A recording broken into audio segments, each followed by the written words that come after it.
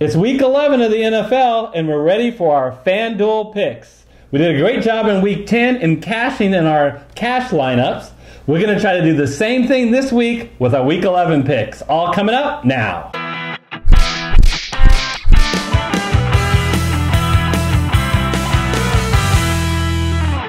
Let's start at quarterback on FanDuel. We'll go to quarterback.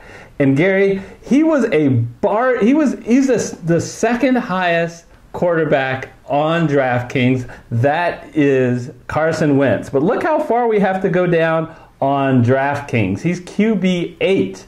Wow, in an outstanding matchup. There is no better defense to face as a quarterback than the New Orleans Saints. Why?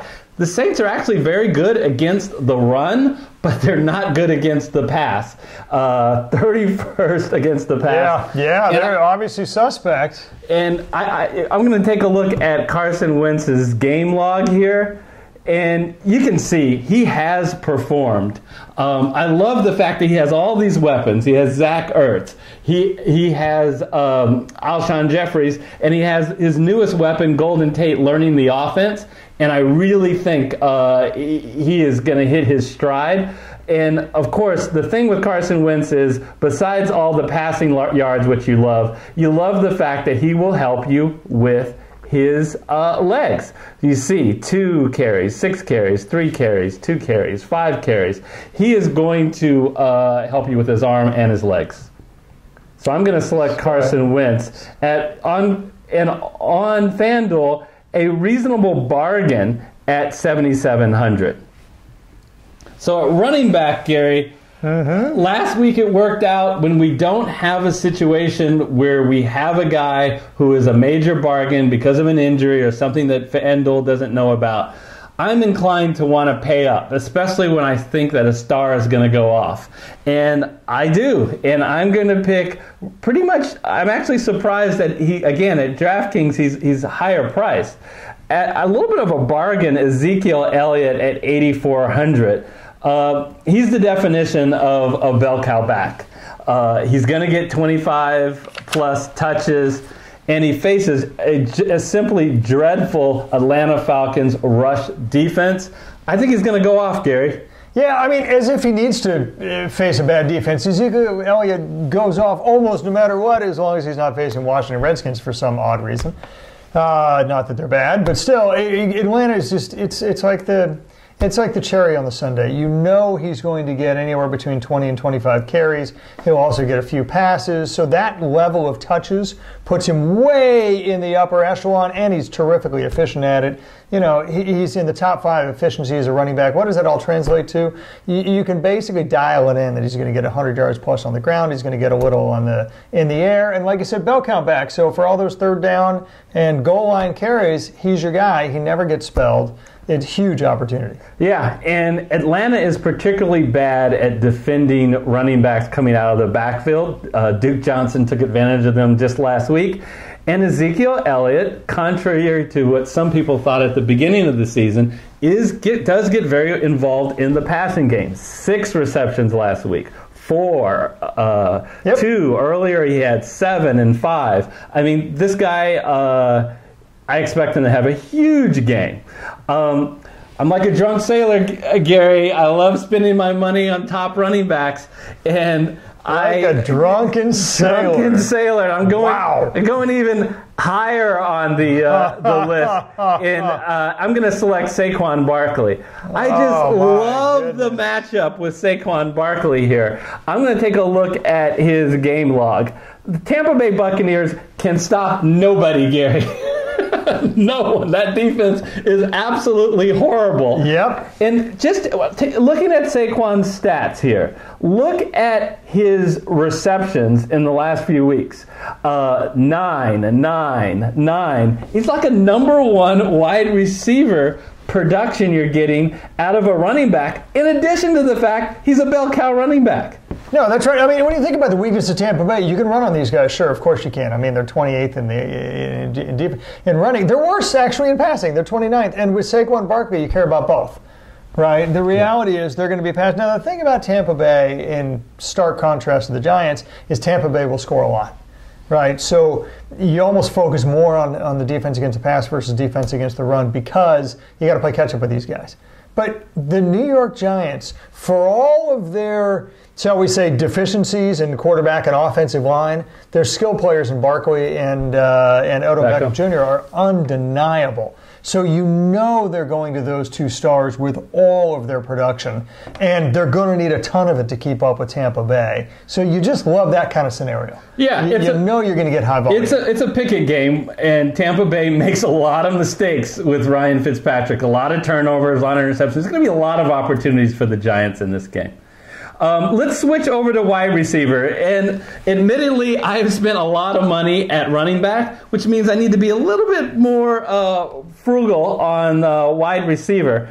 And as I scroll down, the guy that catches my eye at 6,800 is, first off, is T.Y. Hilton. Gary, what do you think about T.Y. Hilton? I think he's coming back home.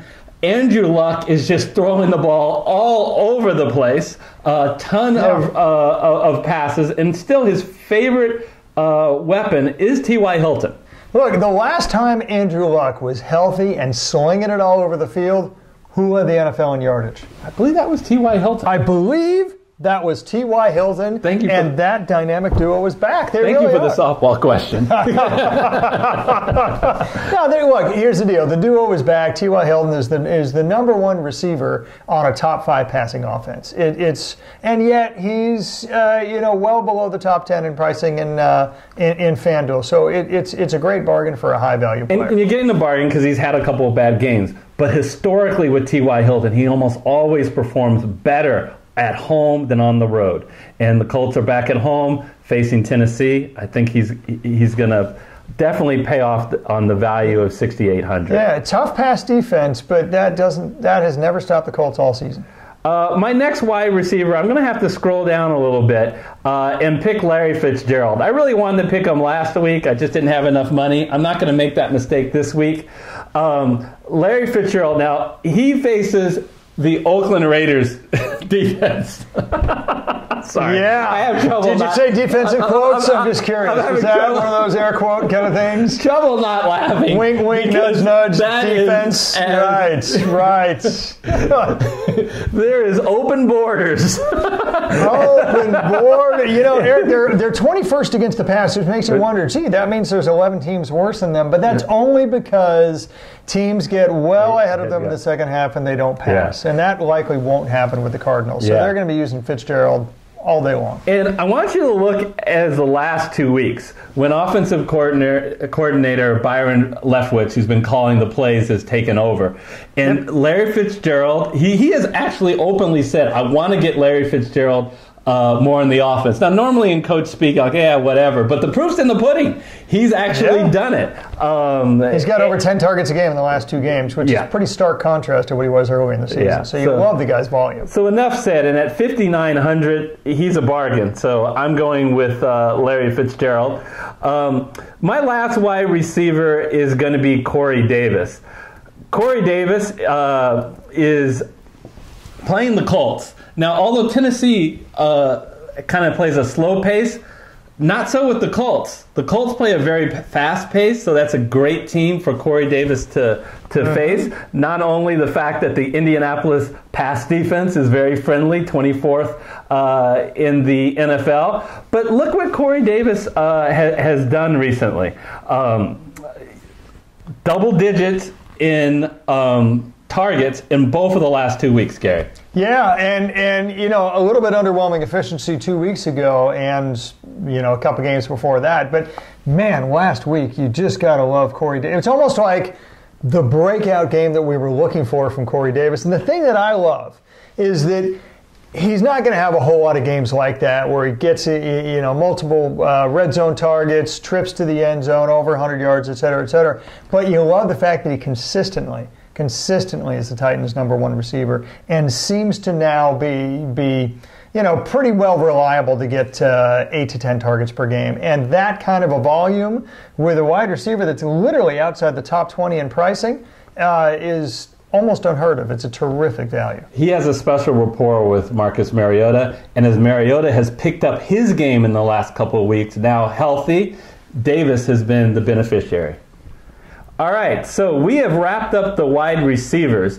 Now it's time to go tight end. And admittedly, I did spend a lot of money. Drunken sailor. Drunken sailor. Right, so it's time to get sober. It's time to save some money. And I went some bargain hunting. I'm looking for James O'Shaughnessy. Who? Yeah, O'Shaughnessy. Oh, no. No. So why is he so cheap then, if he's so good? Is because he's been hurt all year. And last week, he finally came back. He played against those Indianapolis Colts and had a pretty good game, Gary. 6 targets, 5 receptions for 46 yards. He is the #1 tight end on the Jacksonville Jaguars. And they play a Pittsburgh team, which can be a little bit friendly in against the pass, a little below average. What do you think of the Shaughnessy pick, given that he's only $4,000? Well, I think that's the thing, is he's only fourth. You got to save some money somewhere. I mean, look, here's the deal. Pittsburgh actually stinks versus tight ends, by the way. 19th overall against the pass, but well worse than that to the tight end position. You can pass over the middle and fly routes and tight ends on Pittsburgh. And that's the thing. It's like, look, hey, Shaughnessy gets 5 targets a game. He'll probably get 1 or 2 more than that just against Pittsburgh based on the matchup. Let's say, typically for a tight end, that's 7 or 8 yards. So now you're talking in that 50 to 70 yard range with, 5 to 6 catches. For a guy who's only costing you $4,000, yeah, you'll take it. I mean, one of those, he might even luck out, and one of those is going to be in the end zone for crying out loud. For that kind of volume, yeah, he's a great guy to save money on. One of the things I like about O'Shaughnessy this week is game script. Do you think out there that the Jacksonville defense, which has struggled, 28 points average over the last 5 games, which they've all lost, do you think they're going to shut down that high-octane Pittsburgh Steelers offense? I don't think they will. I think Jacksonville is going to be playing from behind, and when they frame from behind, they're not feeding Fournette every down.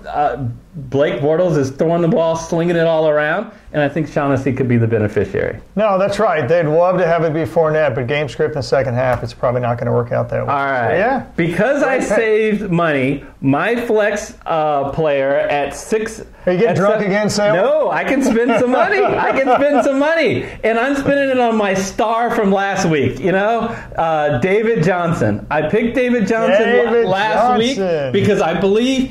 I know he's a bell cow back, and he had a great matchup. Well, if he had a great matchup last week playing the Chiefs, he has a really good matchup playing the Oakland Raiders. I just said how bad the Oakland defense is. Didn't we air quote that defense right? Yeah. Right. In picking Larry Fitzgerald. Well, guess what? Their pass defense, if you thought that was bad, take a look at their rush defense. 30th in the league. And Johnson, I know he's going to be a very big part of the Arizona attack. Why? Because that's exactly what he has been under offensive coordinator Byron Leftwich. It's going to be good.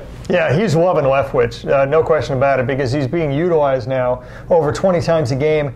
Every single game that Leftwich has been a coordinator. Do you realize that he only got 20 touches or more once under the old offensive coordinator? Once. He's already gotten it twice in 2 games under Byron Leftwich. So David Johnson owners love that new offensive coordinator change. Yeah, my last pick is going to be the Baltimore Ravens.